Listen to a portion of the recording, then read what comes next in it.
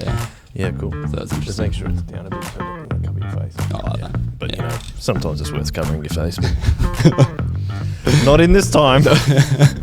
Yeah, I'll hide behind. I used to always tell people, like when we're doing the digital gatherings, to go like, just don't have it like here. Oh, so much. Like the prayer. Some people. It's like a massive schnoz. Yeah. Hey guys.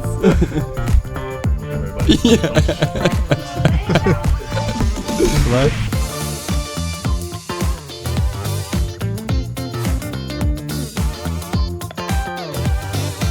Welcome back, everyone, to the Chip Lunch Podcast. It's episode 29.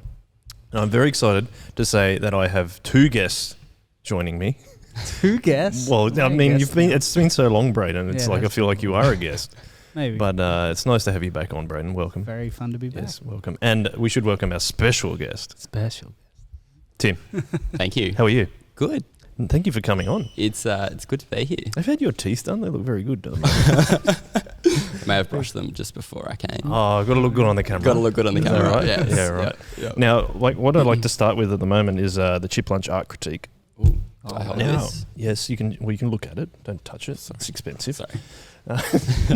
One This of one. was, if you hadn't known, I think you listened to a couple of episodes of Chip Lunch before you came on. But this is one of our guests, Nikki Cousins. Mhm. She had a two-parter, and she had to leave early from the first part because she had a paint and sip to go to, Ooh. which she called the karaoke of the art world because as people drink more, they think they get better at what they're doing. Mhm. So, how would you critique this, Tim? She's donated it to the Third Space Studio. Excellent. Third space artwork. I don't know. I'm probably not the right person to ask about critiquing No. artwork Everyone's the right person on Chip Lunch. because I'm actually colourblind. So this might have Really? a completely different take. So what colours? So Because red is and this- green is a problem for you, isn't it? Yes, and I think this is meant to be red and green, but it kind of looks like brown a little bit. Well, And so well, I can there's see- red and brown in these Right. things. Yeah, The COVID. yeah. I quite like. It looks a bit native. I think it is native. I do like a good native flower. Is that meant to be native, Brayden? Do you remember? I Do you know the was flowers art? I don't think only you're on on part one. Oh, okay. I- You're only on part one because this came on part I didn't two. get it straight from Nikki. Anyway, I'm working up to like critiquing it, but then I want to be, like on those TV shows that I just throw it away. But I can't do that yet. 'cause Over the I No. top. That's yeah, quite a that'd throw. be, Far that'd be too quite precious. good just lifting it up there. But at the moment, we'll just It's bright. It's colourful. put it on the floor. Right, let's get back to Tim. Let's ask you the first question. Brayden, you haven't been on for a while. Please ask the question yes. for me. My honour. Yes, thank It you. would be my honour. Thank you. For King and Country. How do you take your chips, Tim? How do I take my chips? I love a good, solid, thick chip. Nice and fluffy in the middle, Yeah. crisp on the outside. Mm-hmm. Plain salt Yes! at the moment. At the moment. At the moment. My tastes have changed over time, I Oh, think, wow. and some of you, Joel, will know that I'm a bit of a sucker for peer pressure. And As I we'll reckon- find out in the podcast. Yeah. but I reckon during the high school years, does anyone remember K&M Yes. fish and chips in Guinea? R.I.P. Mains? That was my local. Yeah. We would go there at the end of every school term. We would go there on a Friday Yes. and get chips, or we would just get chips and go to youth group. I reckon I'm going to make a call that they're still the best chips that I've ever Wow. had. That If I was was very going good. to say, if someone said, "Can I cook you the perfect chip?" Yes, I'd go back in time to K&M. We'd say, take me to K&M. Take me to K&M. They Mm. were awesome. So yeah, it was chicken salt for such a long time. Yeah. And then I was like, no, I'm all right. Just plain salt's good. Yeah, I feel like they had a secret blend of chicken salt though. Their It was- chicken salt hit different. A little bit different. Yeah. Extra MSG or something. Yeah. The more the better. I think Yeah, I haven't right. convinced so we used to have takeaway once a week in our family, Yeah. like going through high school and when I was still there. I think I convinced them to get chicken salt on their Yeah. chips, so it became a whole family affair. Yes. I'm not sure how keen they were, but Forever. Ostracised brother of the family now that you kept bringing chicken salt into the family. Well, I do know your brother and sister, so I might ask them. how did they feel about that? Yeah, that's right. Do you have any sauce with them? Ooh, no, I'm not a fan of sauce. I think I've gone off sauce as well. I Yeah. used to be saucy. Used to be. now no sauce. Just plain old. Get it hot, nice. No bread? Oh, we actually. So I've got 3 kids, Yes. And we went away camping just recently. I reintroduced them to the hot chip sandwich. Yes, classic. And it's been such a long time, and that was so good to have a hot chip sandwich. Yeah. Apparently they're called like chip buddies. Chip buddies. Yeah. Buddies. That's an English UK. thing. Yeah. So I didn't know that. I was just hot chip roll, hot chip sandwich. Yeah. Yeah, you sound pretty Australian. All right, second question, Brayden. Please, do the honours. Ah, yes. Do the honours for King and Country again. You did a great job the first time. Oh, thank you. So, Tim, how did you become a Christian? Oh, it is I don't know, it's not a very interesting story. Oh, everyone says that. That's why we have the Everyone. Chip Lunch podcast, but come on. So, I don't know, how long do you want me to go? Like, do you want the full rendition or like the... Yeah? We're Tell you not what, just we here had- for the we greatest hits. Yeah, that's right. That's right. I mean, For we the were deep talking about the cuts. shortest podcast ever. So. No, so I was talking to Pete Crawshaw previously, and he was like, "Oh, how far do you want me to go back?" And then we went all the way back until he was like a little baby boy in Sheffield, in England. So I don't think you're going to have a problem. I probably won't go that far back. No, you're not as old as him anyway. I actually don't have a defining point where I think I became a Christian. Yeah. I grew up in a Christian family and was taken to church every week. Yeah. My grandpa was a minister. On your mum's or dad's side? Dad's side, yeah. So my dad's dad was a minister. Mm. And so there was always like church around. It was always kind of a big thing for the family. And I moved around the country a fair bit as well. And so wherever we lived, we would go to church on a Sunday. And you'd go to Sunday school kind of as a young kid. And that was just something that you did, and you kind of learnt all the different bits and pieces that you learn, all the Bible stories and all of that sort of thing. And that just kept on happening and happening and happening. And I remember one point where, I don't know, as a young kid, you kind of get sick of going to church on a Sunday when there's other things. And Dad was like, no, you come to church, that's just what we do. And when you get to year 6, you can make whatever decision you want to make about whether you keep on coming or not. And so continued on going, and in year 5, I moved back to Sydney from Townsville.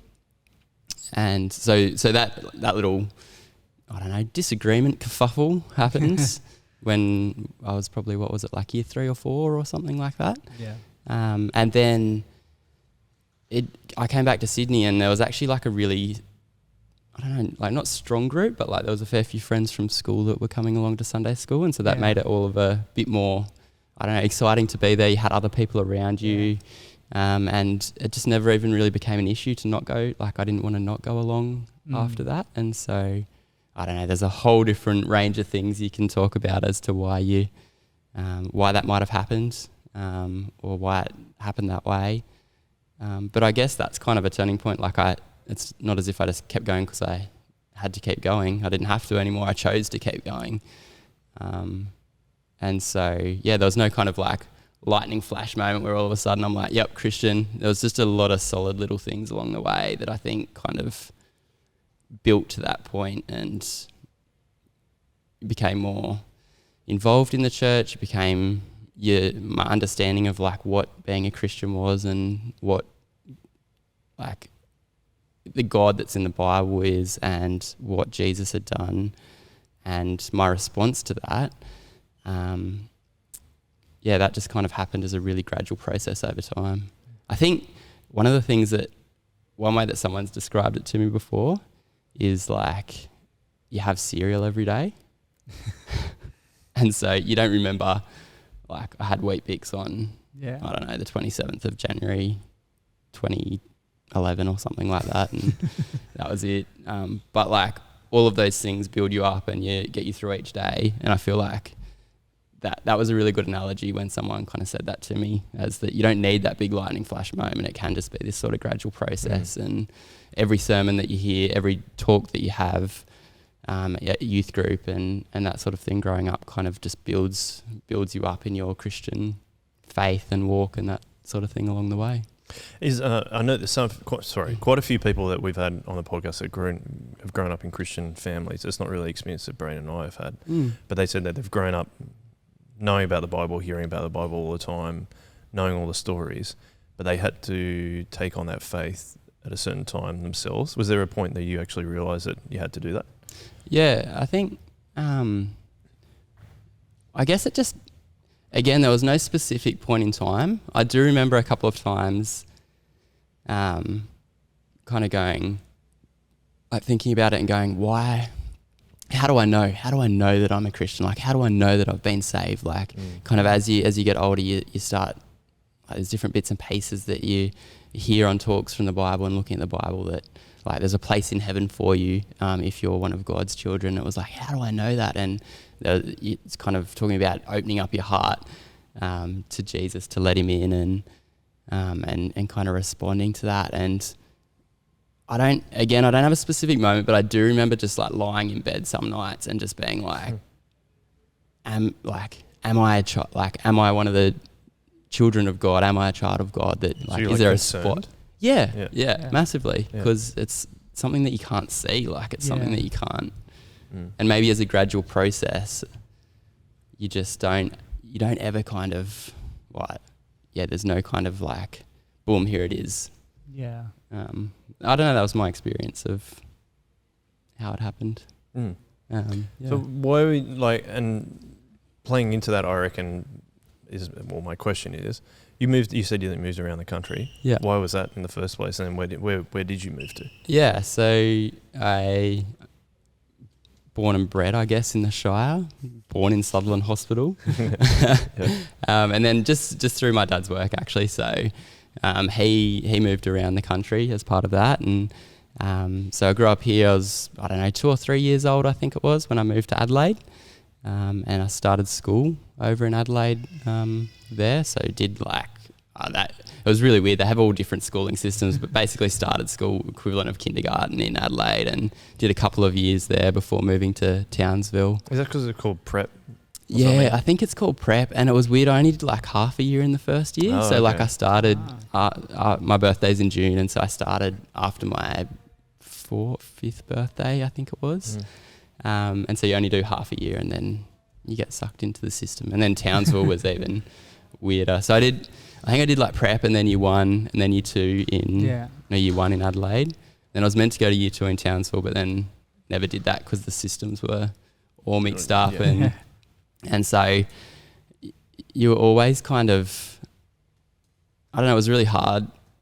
I hated my parents for it at the time. I was like, come on, I've just made new friends. I've just like gone into something, and now all of a sudden you're shifting us like away and I have to do it all over again. And but I think I look back on it now and I'm a bit thankful for it, because it did just mean that you had to work out how to like not fit in, but like be with new people around you and just kind of take everyone for who they are, rather than knowing their backstory and knowing whether you liked them or not and all that sort of thing. You really just had to kind of you learn how to socialise quicker. Yeah, and just take them at face value. Like, just I have no idea who you are, but like, what's your story, kind of thing. Like, so that was good. And then so after Townsville, moved back to Sydney in year 5.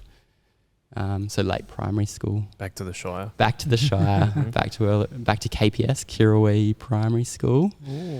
They had the worst. I think they had the worst uniform possible. It was like a mixture of light brown and dark brown and yellow. Yeah. Like, what a complimentary colour. It's just like looking in a toilet. Looking in the toilet bowl. That's yep. I would be scarred from that, not moving around the country, probably just to wear that uniform. So that gets that we've talked about. Gets you up to year 6. Yeah, and then you were going to Kirrawee Primary, and that's because friends from that were going to church as well. Yeah, church was Guymer Anglican. Yeah, so started back at Guymer Anglican, and so some people that are still here at Sorrel Bible Church now. So like Manda was one of my first friends back in Sydney. Previous Chip Lunch episoder. And another guy, Paul, who was part of my kind of bridal party when I got married. They were kind of two of my first friends, and they also went to Guymer Anglican. So it was pretty rad to kind of, have a little like a few people that you kind of knew. Yeah. And they're also part of your school life. They're part of your church life. Yeah. And yeah, can kind of continue to be. So, Brayden, I've been dominating the questions. Have you got any other questions for Tim before I keep going? I'll jump in if I feel inspired. Okay. I just don't want you to be the guy sitting there going, great right, story. So then high school, right? Like, because high school is a formative time as a Christian. We talk about, I mean, at Soul Revival, we've talked a lot about that. There was one study that came out once that said that 80% of people became Christians when they're at high school. Yeah. So would you say you were a Christian by that time?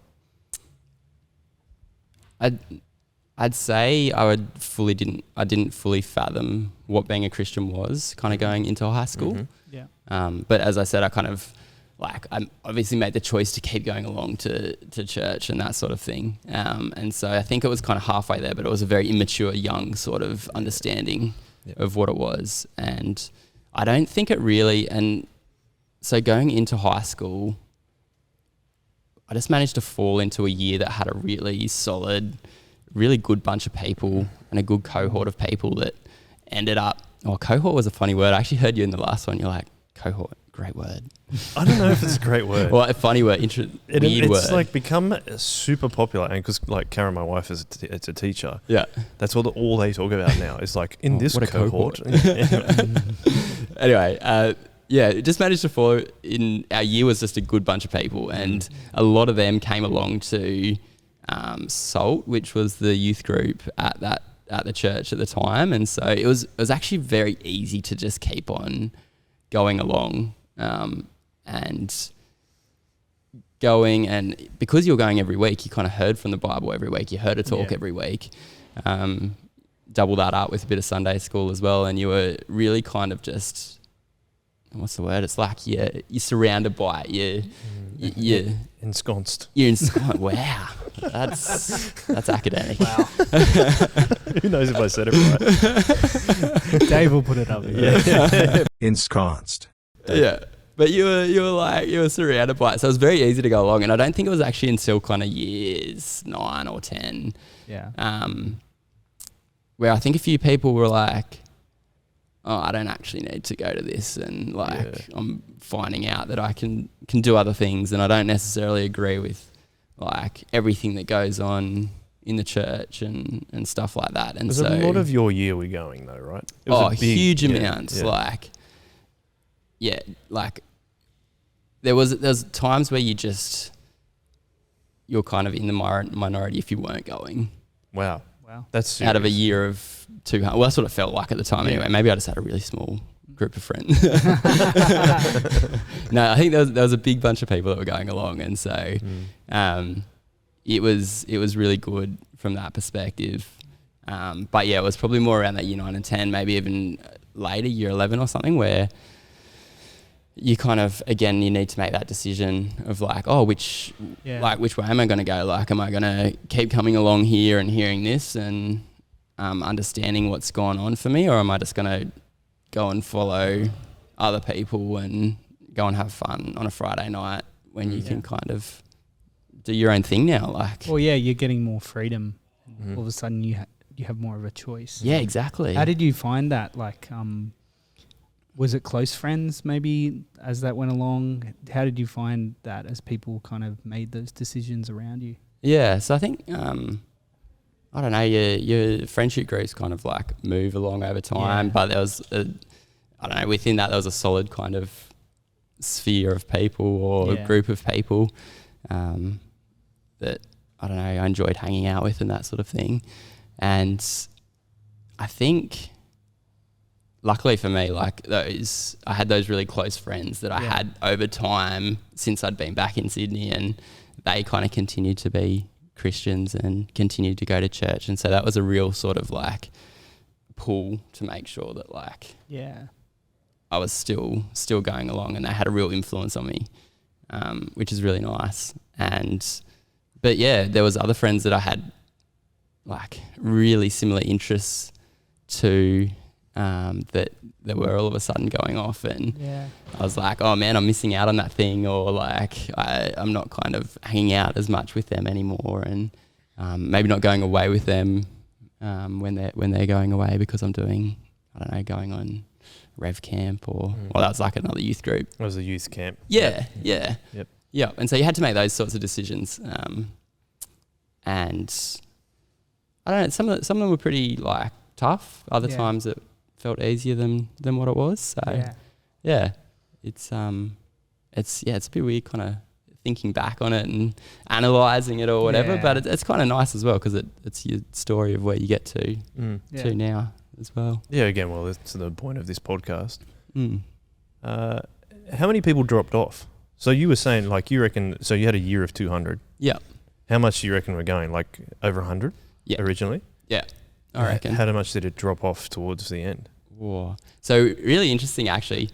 I remember I have this moment that I do remember, this vivid moment of sitting down in a car park somewhere, like on the church grounds or whatever it was. And as a youth group want to do. Just a youth group hanging out or whatever. And we were having a kind of Bible study chat and like before you go off and you do all the other stuff and have a talk. And it was just our year of guys. And there was probably 20 people there that night in that particular circle of blokes. And I remember, so Rob, who's another one of the people that come to Soul Revival Church. He was your leader, right? Yeah, he was a leader. And he was like, you know what? Out of all of you guys here, there's probably only going to be one or two of you left in 20 years' time or whatever it is. I'm like, whoa, that's solid. Like, real positive. Yeah. That's very Rob. Yeah. Playing the, what is it? Playing the odds. Yeah. Playing the lack of odds. Yeah. They're not good odds. Yeah.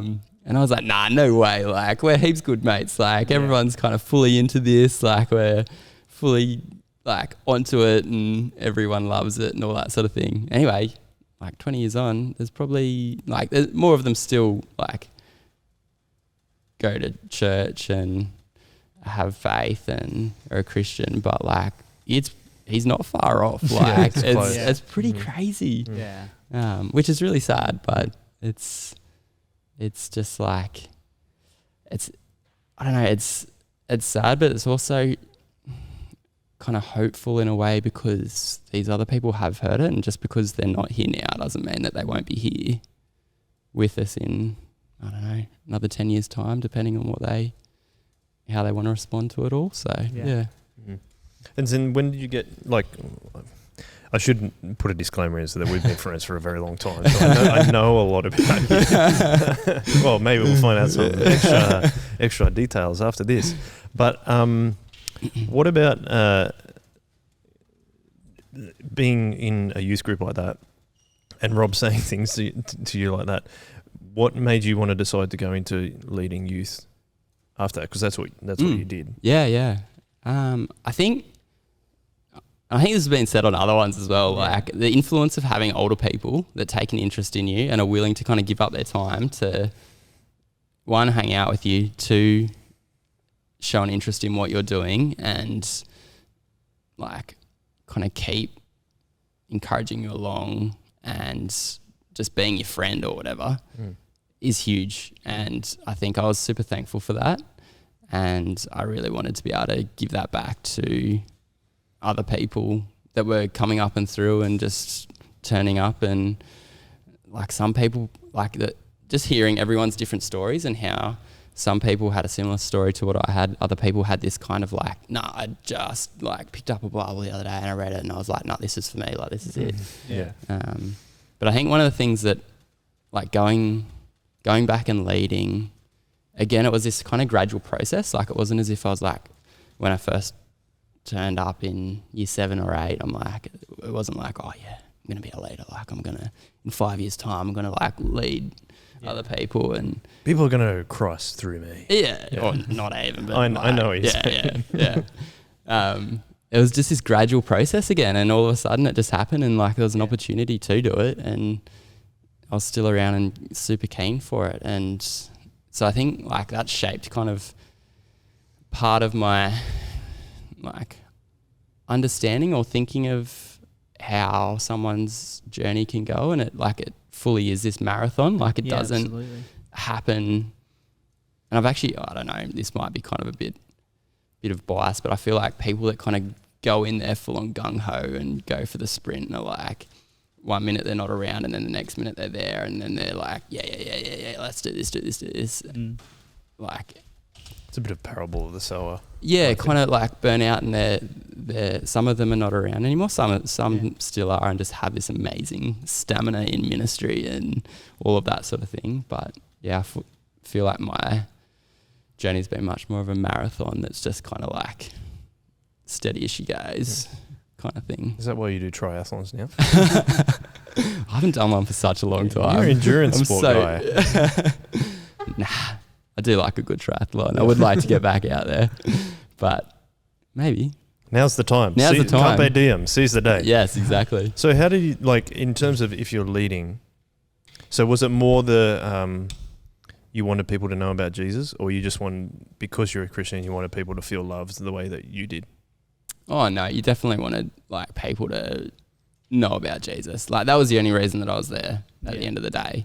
I don't think I knew it at the time, but like looking back on it, like that is a reason that you stick around and make the choice to stick around, I think. And like it might not have been the reason that I chose to stick around kind of every week. Like there are other influences and that sort of thing. But at the end of the day, the message was always, this is because of like the love that Jesus has shown us, and that's why I'm here, and well, like as a leader or whatever, that's why I'm here, and that's why other people above me have kind of been here for me as well. And then there's the obvious like sort of benefits of that come with that, and kind of sharing friendship, and I don't know, you find out you like the same things as some of the people that you hang out with as a Christian as well.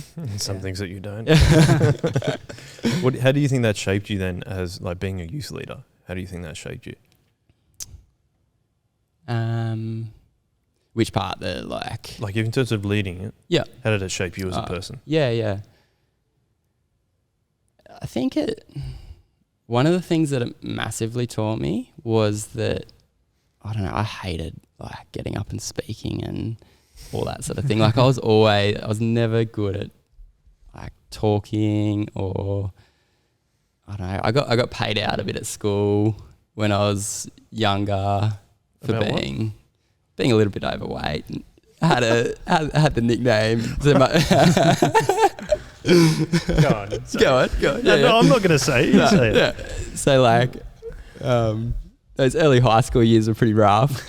Put on a few kilos. And my last name's Atkin, and that all of a sudden got turned to Fatkin. Sorry, that's hard. No, that's hard to deal with. No, it's all sweet. It's a remnant of time that continues on, and reminded when we're actually choosing names for our children, it was key. Like the child's name could not have F as their first initial. That makes just sense. So it couldn't happen again, generation after generation. Anyway, so that kind of meant that I was never kind of the type of person that was, I don't know, like up the front, or I was always just kind of like wanting to be part of things. There aren't that many of those people though, like at school. Especially at high school. What a big alpha. And then like the usual massive alphas are like compensating for their own insecurities anyway. But like I can understand, like most of the time at high school you're just like, I'm going to fade into the background. I think most people want to blend in. Again, Homer going back into the hedge, that meme. It's like, that's what it's like. Anyway, sorry. Yeah, so you just want to like be there. Like I was always just the person that was kind of around. You want to be social, but you don't want to be like public. Yeah. Kind of thing. Yeah. And I think that also came from kind of moving around and stuff like that as well. Like I never had the sort of full background of, and that sort of history that I could be that person. And I always kind of came in and didn't really know where I stood and all that sort of thing. And so it felt like you were finding your feet for quite a while. And so getting up the front and actually being someone that other people looked up to was a pretty daunting. Youth group, leading youth group. Leading youth group is right. a pretty daunting was a pretty daunting thing. And and I was never good at English. Like I hated all the debating and like palm cards are like the worst thing. Like I don't remember. Yeah, they do suck. Like I just remember going, how am I meant to remember this? Like I was even nervous coming along today. Like I still get nerves kind of when you have to talk with other people and that sort of thing. But I think it made me realize that people are interested in what you have to say. And when it comes to the Bible, it's not even what you're saying. It's what the Bible's saying. And so you can really rely on just using those words and then telling a story around that is relevant to your life and relevant to the lives of those around you, or like that are listening to you as well. And so it was just thinking about, all right, so if I'm a youth group leader and I'm talking about it, like this happened to me today, but also like what's happening for the guys and girls that are listening, and how can you make those two things kind of mesh into the story that the Bible is telling, because that's the main part that needs to be heard. Sounds a lot to me like the shockers over. Anyway, sorry. I think it's really cool when you think about youth leading though. Like I resonate with you, Tim, where like if there was an option to have never done a speech in the whole of my school life, I definitely would have chose that option very quickly. You know what I mean? Like tick the box. Yeah, exactly.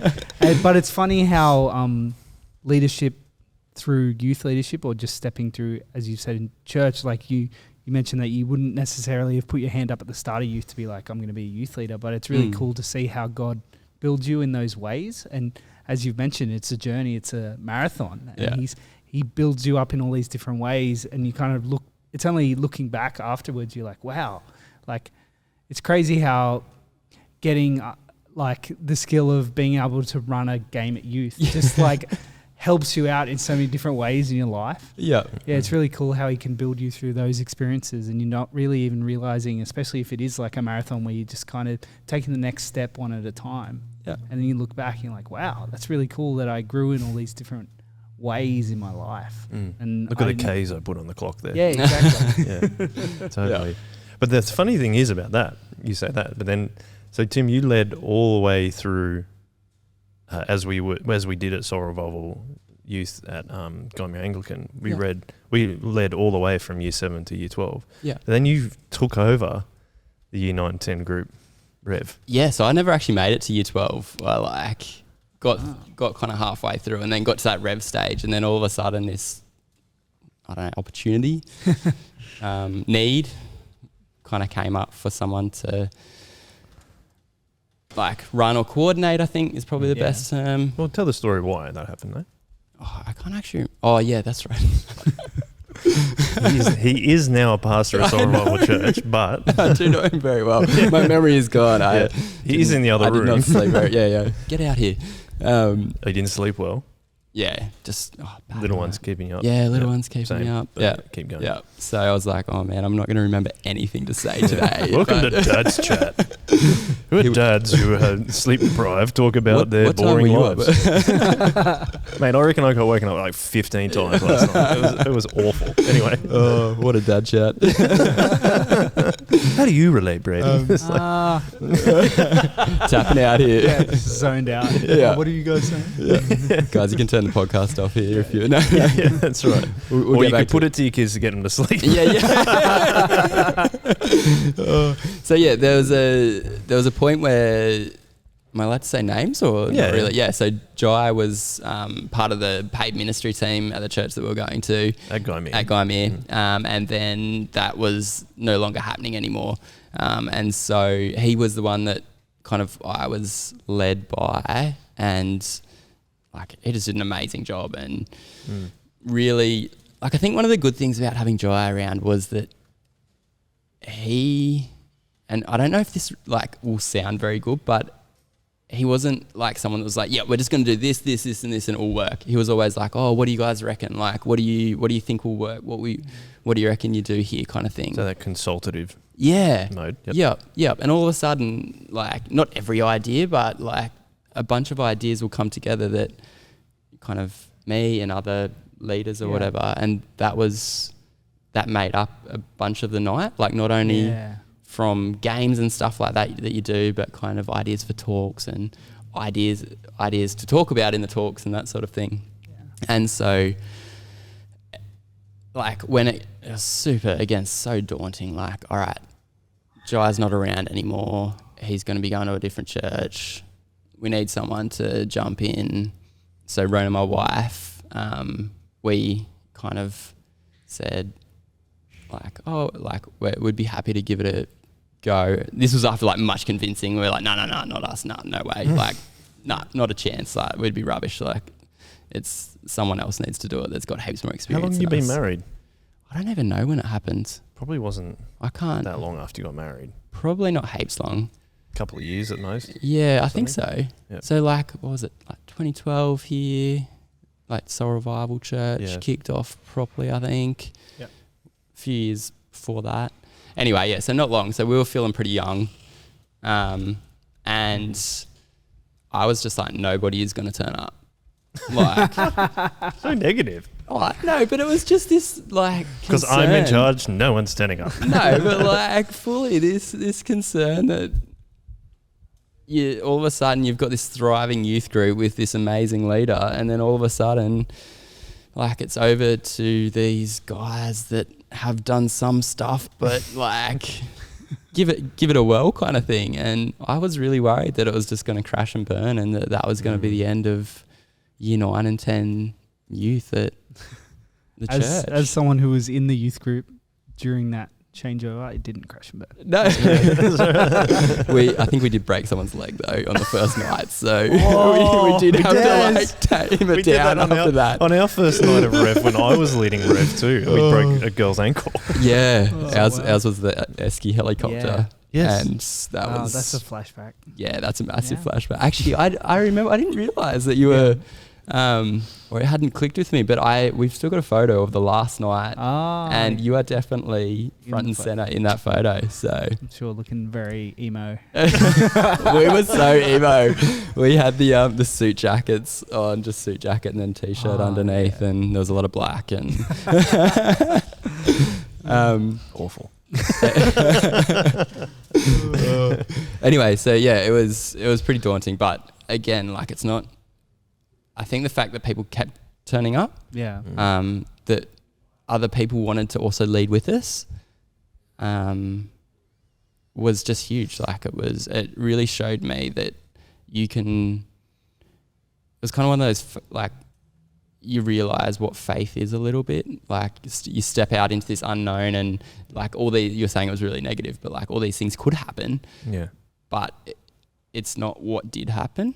And so it's just so much bigger than what, like, God is so much bigger than what you are as a person. There's something that we actually talked about on the Shock Absorber podcast we recorded earlier today, was talking about revivals in the age of, like, just after the Reformation, and revivals in a time of like the new age of thinking about science and all that kind of thing, was that even though it felt like Christianity was on trial, that they all stepped down in faith and allowed the Spirit to do its work. And that sounds similar to what you're talking about. Yeah.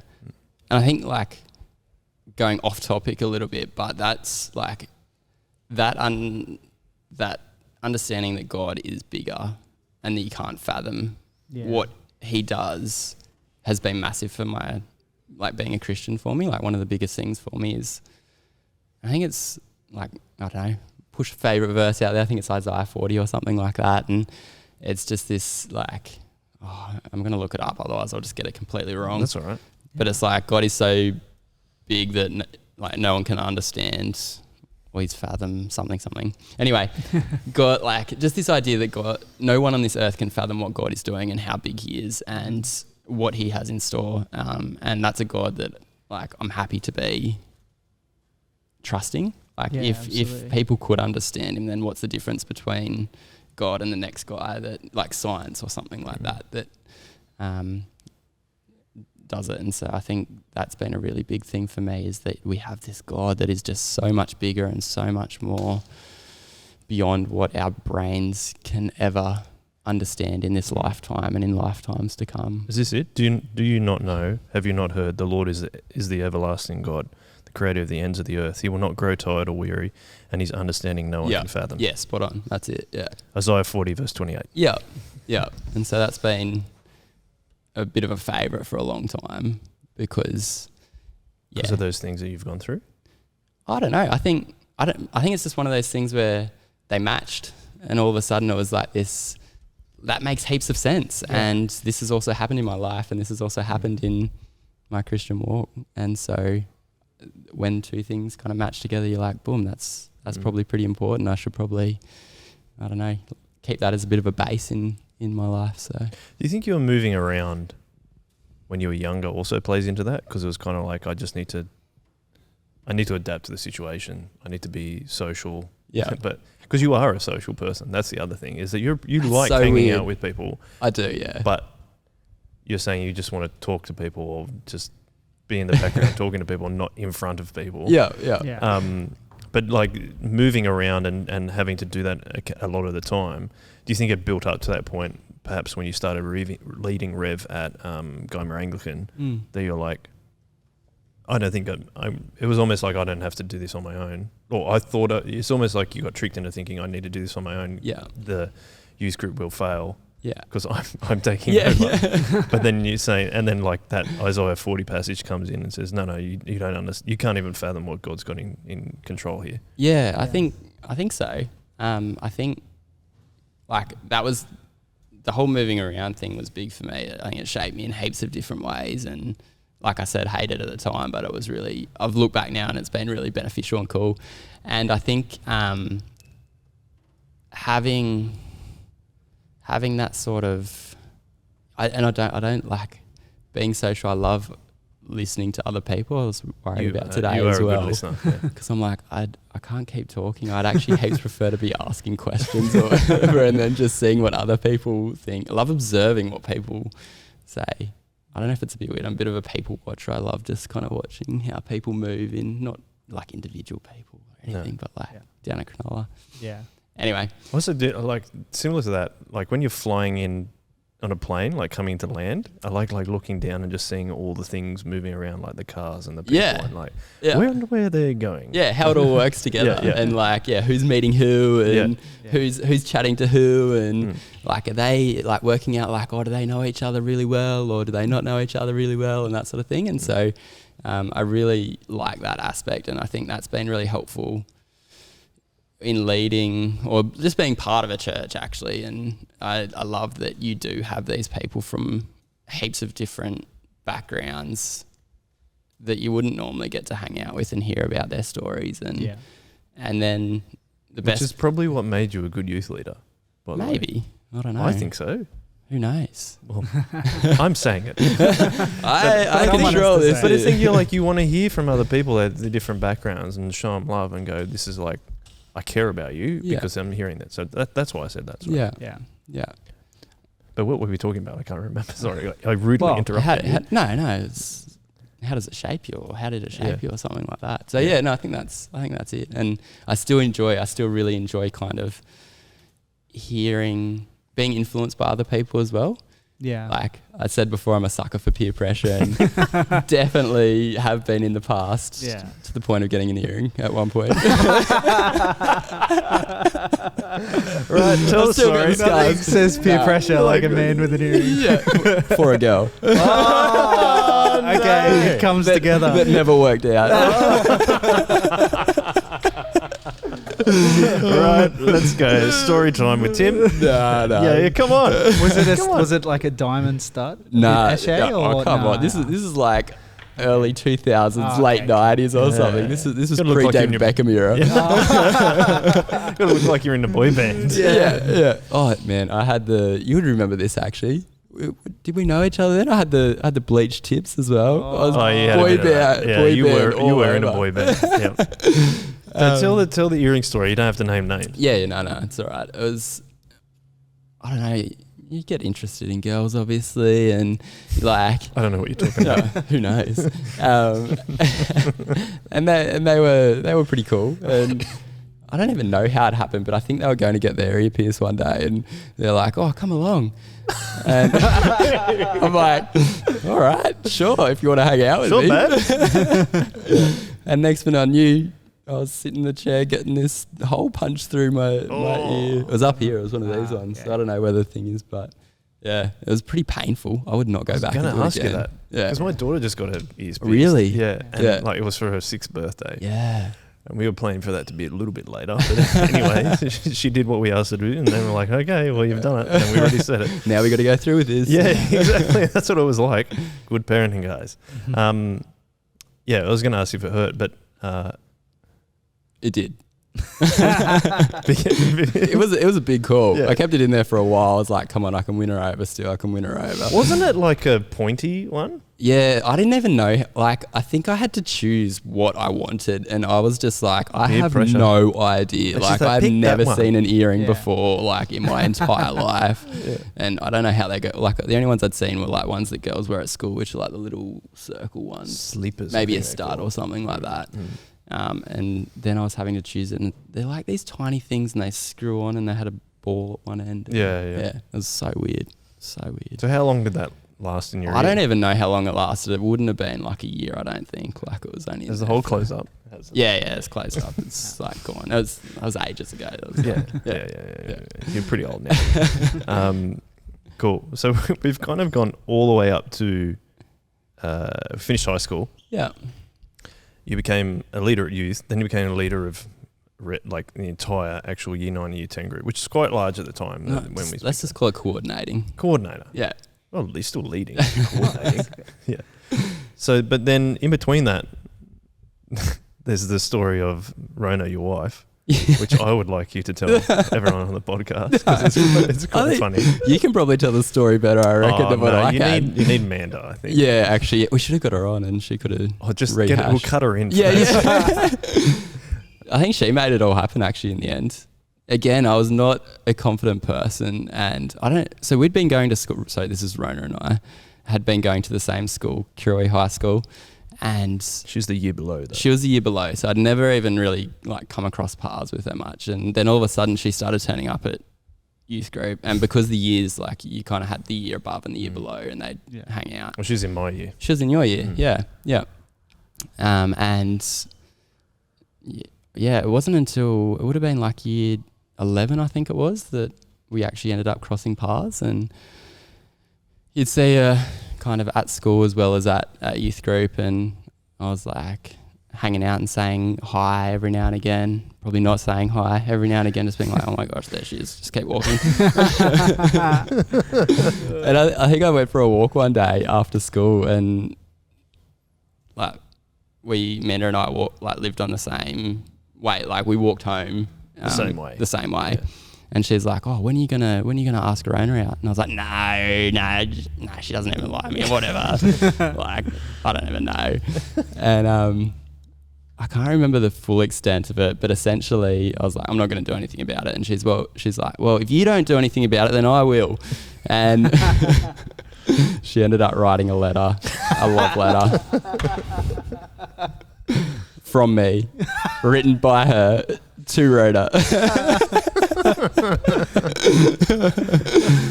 And gave it to her, and I've never been more embarrassed. I think my heart was like going 1,000 miles an hour. I was like, you are not going to do that. So you found out before she was going to do it, or you found out after she had done it? No, I found out before. Oh, okay. She's like, do something about it. Okay. And I was like, no.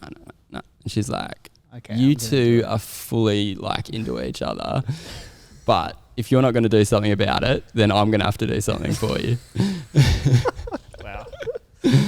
And so you're like, no, don't do it. Nah, don't do it. Who does that? Like, whatever. And anyway, she fully wrote her a letter and gave it to her. And did you read it prior? No. I don't think I did. Anyway, it was a full-on, actually, it's all coming back to me. I've forgotten a lot of the details, but there was one, I'm pretty sure another friend, we went to soccer together one day. Yeah. This is so dumb. But he picked Rona up, and then he picked me up.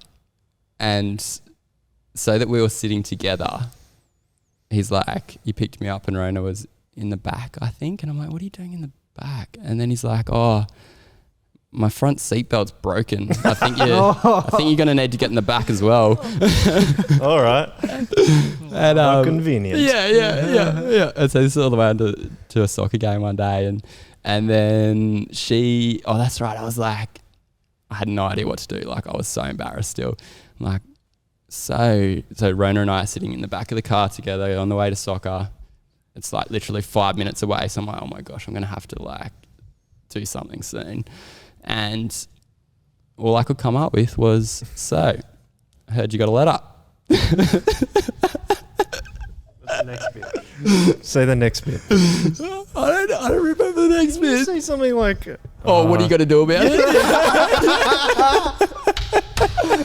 Yeah, it was something like that. Isn't it? Yeah. What are you going to do about it? Or what do you want to do about it? Yeah, I think it's what you want to do about it. What do you want to do about it? You keep talking. I'm going to get the jury on the phone. Get the jury on the phone. Call a friend. No, I'm calling Amanda. Oh, shivers. So then that's where that all kicked off. And we're actually getting a call on. She won't be there. For sure. We'll just do it like this. So that was where that all kicked off, and since then we've been together, and 3 kids. 3 kids now, and 13 years, like in 3 days' time. Awesome. So it's pretty cool. Hi, it's Amanda. It's Amanda's voicemail recorded when she wrote that letter. Yeah. There you go. So you. Sorry, that's really funny. What about it? What do you want to do about it? What do you want to? Obviously, she said. We got the title for the episode. Yeah, what do you want to do about it? Oh man. What was her answer? I don't know. I think I like almost passed out from my heart beating so quickly. I know that feeling. Yeah, I can't remember. It was obviously like a positive answer. And didn't you have like this? Sorry, guys. I do apologize that I know all this. Joel did give my wedding speech, so he has previously gone over all of this material and dug up. Not this story, but this is the story that I wanted to bring up. This is like your first date and how the phone, like her phone ran out of battery and stuff. Yes. Yeah. Tell us the first date, that story. So back in the day, you get your license and you're just driving around at all hours of the night because you just think it's the best thing ever. It is. It's a great way to flirt, by the way. It's so good. You're sitting in the car. It's exactly how I won my wife over. Really? Yep. Excellent. I gave her lifts everywhere. Hectic driving skills. Taxi driver. Yeah, I really won her over my driving skills, guys. Just taking the racing line around the Grays Point S-Bends. I was. Anyway. You know me. It's so good. So you're just sitting there, you got heaps of time together, you're chatting, you're enjoying life, and all of a sudden it's like 11 o'clock at night. We were actually setting the guy up that did the whole seatbelt hoo-ha for us with his new girlfriend as well. So we're... Oh, I know who this is. Yeah. So should we name him or not? No. Oh, I don't know. No one else really knows. We'll choose not. Yeah. Anyway, hang on. We'll beep it if it happens. Yeah. Beep that out, please, David. So we were out at Menai or something like that, trying to slip a little something under his potential girlfriend's door to come out and hang out with us or whatever it might be. So it was another letter writing, was it? Oh yeah, there was such old school mobile phones in the day. Yeah, it was Nokia days. Oh yeah, like Nokia 3310. Yep. Something like that. It might have had Colour Snake on it. I don't even know. Yeah. It's pretty. Dave, can you put that We're up? pretty old. Dave needs to put pictures up of Nokia 3310, 3320. Anyway, so I was a bit of a bandit for just coming home at all hours of the night, and so my parents were all used to it and pretty okay with it. Most of the time I'd forget my keys and have to knock on the front window to get someone to let me in at 3:30 in the morning. Anyway, Rona's parents were not used to this at all, and by about midnight, I think Rona's phone had died. My phone was still on, and I get a message from my dad saying, "Can you give me a call as soon as possible?" And I'm like, "Oh my gosh, what's happened?" Someone in the family has died. Yeah, I was like that. And so I give him a call and he's like, Rona's mum has just called me. And so he's like groggy because he's just woken up from sleep at midnight or whatever it is. Where are you? I was like, oh, I'm at Cronulla. Were you? I thought you were No, we're at Menai. Because it was so much harder to explain why we're at Menai than just being at Cronulla. Yeah. Like, Cronulla seems more Okay. easier to explain. And so he's like, well, Rona's mum would really like to know where she is and why she isn't home yet. Because Rona's mum had called your dad. Rona's mum called my dad. Oh, and that's right. That was the first time they'd actually spoken to each other as well. So never had they actually met. And Rona's mum called I think it was the family, like just the house phone or whatever. And yeah, it was like, hi, I'm Rona's mum. I don't think we've actually met, but I think they might be in a car together somewhere in the Shire. Dead. Where are they? Your son has kidnapped my daughter. Yeah. So there was a lot of adventures, and we're all friends. There you go. Okay, so we've got the first date story out of the way. As you said, like, you guys got married. Yeah. As we know. I, of course, gave an excellent speech at the wedding. Excellent. Your uncle did. Was it your uncle or Rona's uncle? It's like, best wedding speech ever. I'm like, I'll take that. that was the start of many to come. Yeah. Well, you mean emceeing wedding? Well, I'm saying. I don't think have you given I've never done another wedding speech. Apart Don't from need that to. One. Yeah, don't need Ticked to. it off. One and done. Best wedding speech ever? Can't go lower than that. Yeah, that's right. What happened after you got married? You took over Rev. What else? Can I mess with the timeline again? Yes. Would I love feel you like to. we're jumping all over the place, but Yeah. it's fun.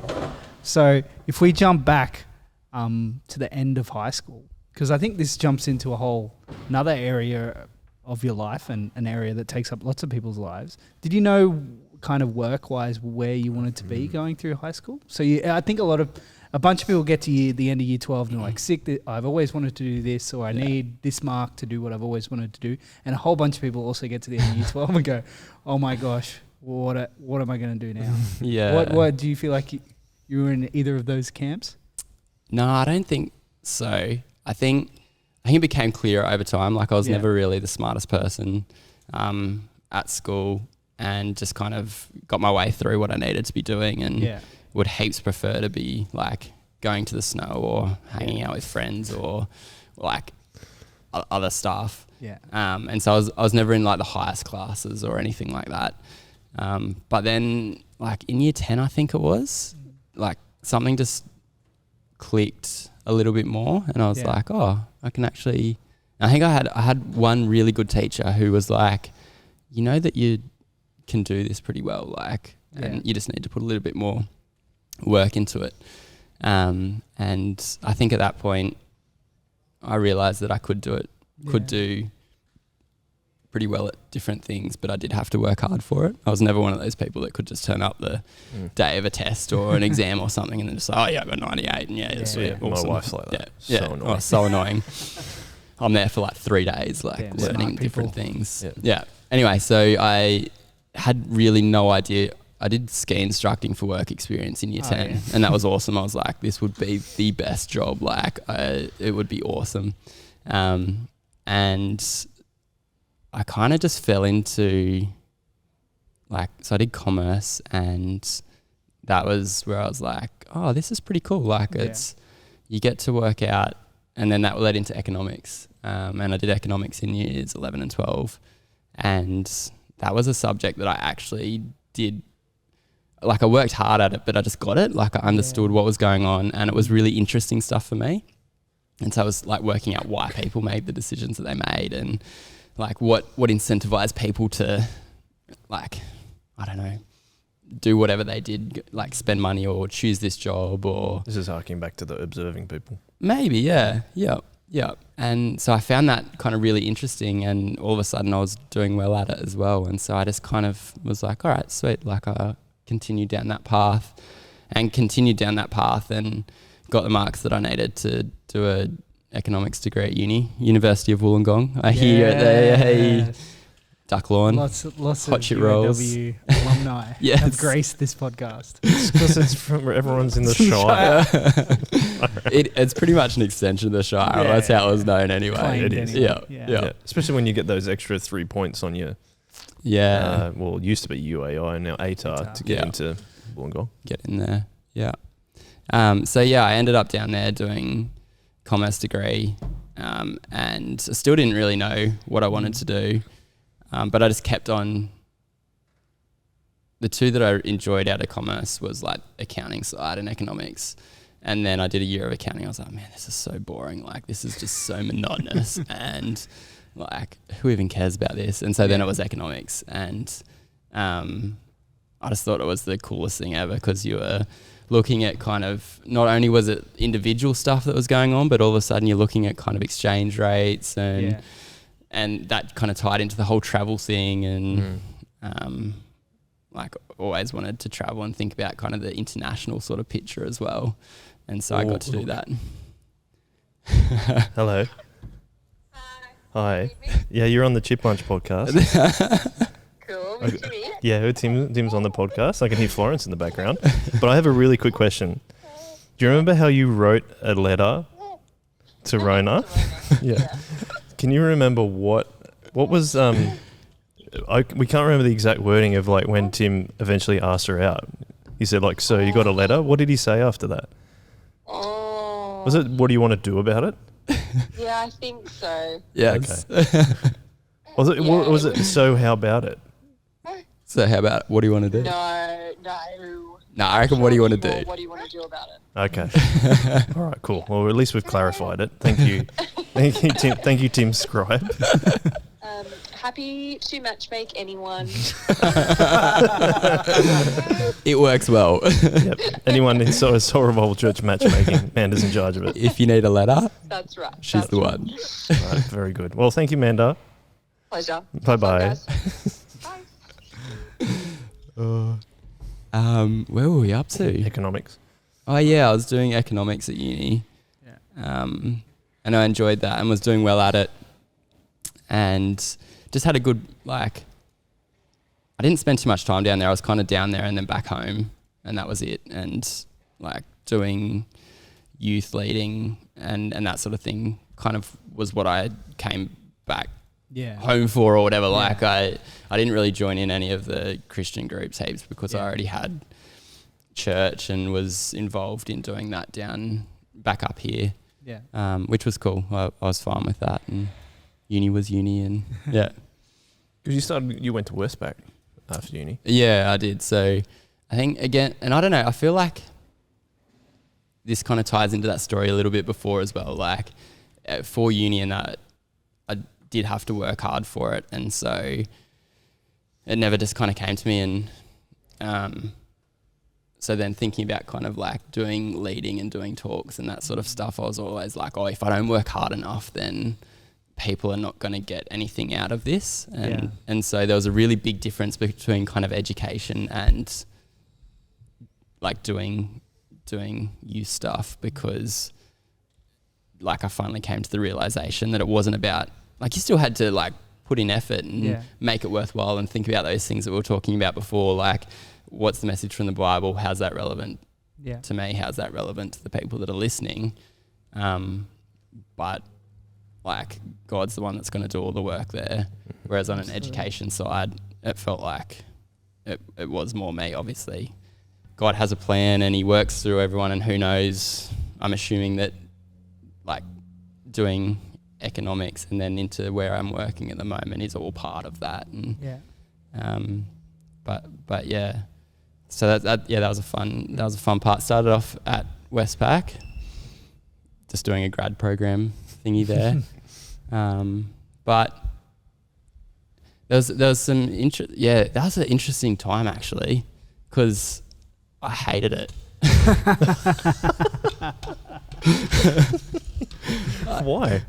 I thought it was the best thing ever at the start. I was like, oh, this is sweet. Working like, for one of the big four. Corporate gig, like going into the city, like drinks sweet after new work. building, drinks after work. Drinks after work got me good though. It was one of my realization. It was a realization was a point that I realized, because I let some people down during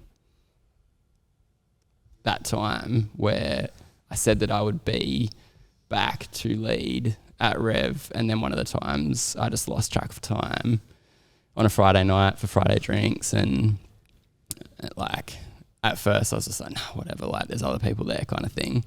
But then I could tell when I chatted with that person afterwards that, and they were someone that was kind of really good friends with me and had led me and stuff like that, that it had really actually disappointed them, use that word. What you've done doesn't make me sad, it just disappoints me. Much worse. But they didn't even need to say that, and I think that kind of made me think, all right, I need to make a bit of a choice here. Again, it was just another one of those choices that you need to make as you go through life. And I was like, okay, I can't do both of these things and do a good job at what I've said that I've signed up for, which was leading youth. And I think, like lots of things we've spoken about in this podcast, it's not often do you straight away have this big like black and white moment where it's this way or this way. Normally it's kind of grey and you're kind of floating through it. So you were just going to work, doing a few things, blah, blah, blah. That kind of takes it. And it took that moment for you to realise like, oh yeah, maybe I am drifting a little bit this way. And it's interesting how, how that can happen when you kind of are going through changes, and maybe you lose some of the anchors that you've had around you for a little while. It's pretty easy to just find yourself drifting a little. Yeah, definitely. And then, like a pinch point's created. Yeah. Like the other one you talked about was when people started leaving youth group, when you were in youth group. Yeah. Like you have to make a decision.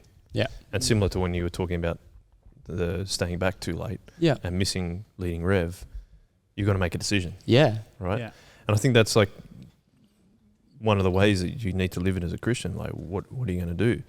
Is like, and what decision are you going to make at the time you have to? Is that something difficult that you have? Well, not something difficult. Have you found that a difficulty in the past in terms of being a Christian at work? I think so. Like it's definitely hard to know. I think it was easier kind of going through uni and like those initial years of work. Like I was very naive, I would say.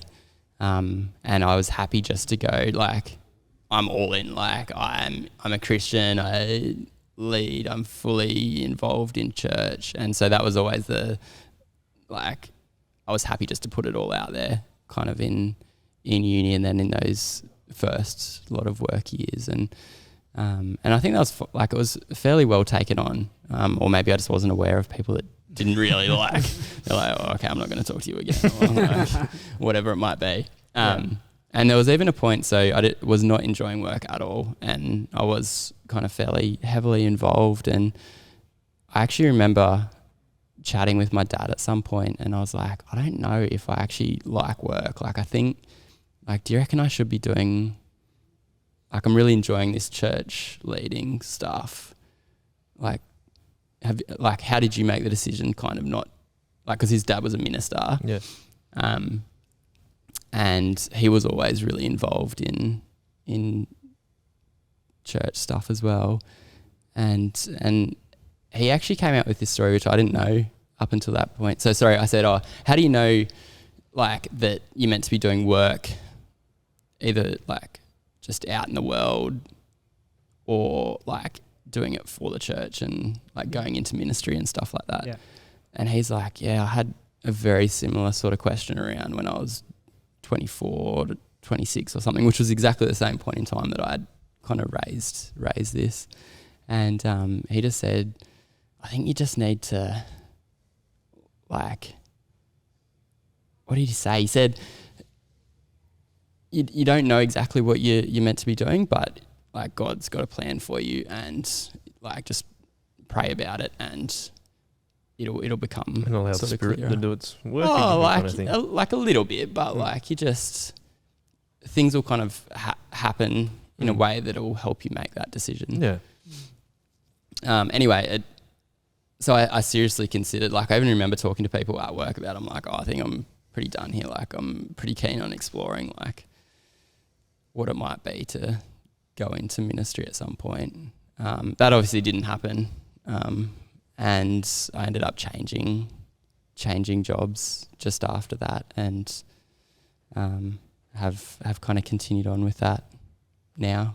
So yeah, but it was another turning, like it was a decision, and like, I don't know, you could maybe say, oh, was it the right decision? Was it not the right decision? Does it make me more of a Christian, less of a Christian, or whatever it might be? I don't feel like because I haven't gone into ministry, it makes me less of a Christian. Not at all.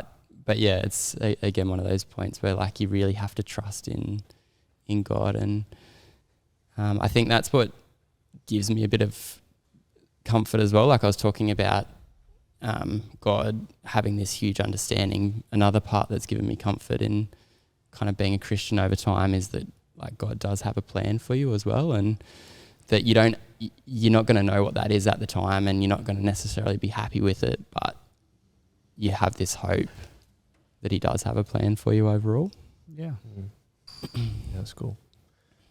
We're getting on an hour 15. Oh, jeez. So I'm just wondering wrap this up. Yeah, not wrap it up. It's just more. I feel like we've only touched it. Like you're talking about, that was only when you were 26, and you and I are the same age, so we've still got another 10 years to talk about. Let's talk about the next 10 years, just briefly. Yeah. You now work at the Reserve Bank. That's the question. The job that you said that you took. Yeah. What have those last 10 years taught you? You've had kids. Yeah. And that is, as I can attest to, makes a big change in your life. Yeah.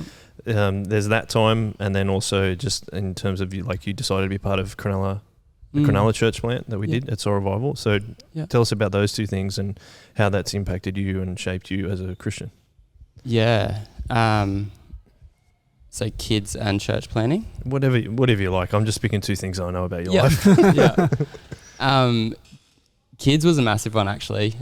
So yeah, we weren't able to have kids straight away, and that was a really sad and testing and just yuck period of time that I just would not want to go back to ever, and would not wish on anyone. And that really tested like how much we, like, because it was Rona and I, how much we trusted in God and were able to trust in his plan and be happy either way. Like, and so like the short story is it all happened in the end, and we've got 3 kids now, but it was a rough period of time, and I think that was a real kind of like, again, just building that trust and building your building your faith and having hope in God and what he's got in store for us. Mm-hmm. Yeah. Yeah. And then church planning is awesome. Like I love youth leading, or loved youth leading, the stuff that I did do, because like you were saying, it is one of those times where you do get to influence people and they do make kind of decisions about their life at that point. But they also, like, church planning is kind of the same. You go back to why you're actually doing church and why you're actually, and it was a bit the same when Soul Revival Church first started up. And it's like, why do we actually sit here, and why do we do the things that we do the way that we do? And is it more about doing those things the way that we do it, or is it more about Jesus being the main message that kind of gets put out, and then how do we structure the way we do things around that message and that being the main game? So have loved both being a part of Soul Revival Church kicking off, but also being part of the kind of Cronulla Woolooware stuff. What's Woolooware and now it's Cronulla, yeah. Different iterations over 5 years. I mean, that's been tough as well, because it takes a lot of work, and it's not obvious straight away what impact it is having. And so one of the themes that I feel like there is, like, talking about your particular life, is that trusting God through all different circumstances. Would you agree with that? Okay, cool. Because that's what the last question that we've started asking people is, when you look back over your life at this point in time, what would you like to tell your younger self, or your younger Christian self? I think,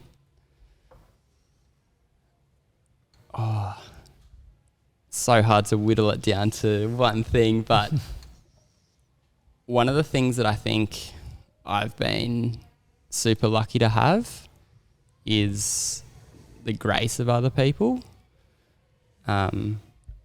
because it is hard to trust God's plan, and so you're not always like, I'll just trust it, and that's like, it's just easy, like, yeah, sweet. Yeah. Like you don't, it's hard to trust God's plan, and sometimes you do go off on a bit of a tangent, and or there's the other side of it where you become an initial, like a Christian, you're fully stoked on it, you're like, just do Christian stuff, and that's the only way that you're going to be like a Christian, and blah, blah, blah, blah. And so I would just say, I would go back and say, I wish I had more grace earlier on. Because of that, you feel like that's what you've experienced yourself? Yeah. Yeah. Wow. Yeah.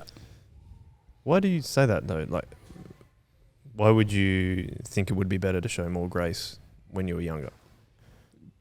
Because I think there was a lot of not missed opportunities, but I think a lot of people... To love people differently? Yeah. Mm-hmm. Yeah. Mm. Yeah. And so rather than just kind of do it this way and this is the only way you can do it kind of thing, it's like... You felt that pressure, like, do it one way? Yeah, I think like very early, like kind of early on, like you're talking about going back to an earlier self or whatever. And I think kind of when you first come out of youth group and you're stoked on it and you're pretty naive still and you're just like, become a Christian and it'll be awesome, like it'll be so good, like blah, blah, blah. But it's that whole thing as you go through time, you hear about different people's stories and what they've experienced, and there's a lot of grace that needs to be shown to people. And I think I've experienced that. And if even things like that decision where I didn't turn up at a thing, like a Friday night thing, it wasn't like, oh, you're rubbish, get out, like you're never coming back again. Like I was shown grace through that. And I think that's been one of the good things that has shaped me over time, is that more grace has come into my life. Hopefully people feel that way. Well, thank you for gracing us on this podcast, gracing us with your time and your stories, because it's been really, excuse me, it's been a real pleasure to hear different things, because things that I don't even know, and like we've known each other for a very long time. Yeah. Brayden, do you have any final questions before we wrap up the chips with Tim? I think it's you always get to the end and you're like, oh no, we haven't covered like 10 years. We've already been going for like over an hour. So it just leaves us open for a part 2. Yeah, that's right. At some point you can come back. Well, thank you, Tim. No worries. Thanks for having me. No, thank you. We really appreciate it. Let's wrap up the chits, and we always finish with a one-way, Tim. So I think you know a one-way, right? I got a one-way. All right. Yeah. Thanks for watching Chip Lunch, everybody. Check us out. Go to soulrevival.shop. I'm wearing a Soul Revival shirt if you want one. But thanks to Tim. Thanks for watching and listening. One way. One way.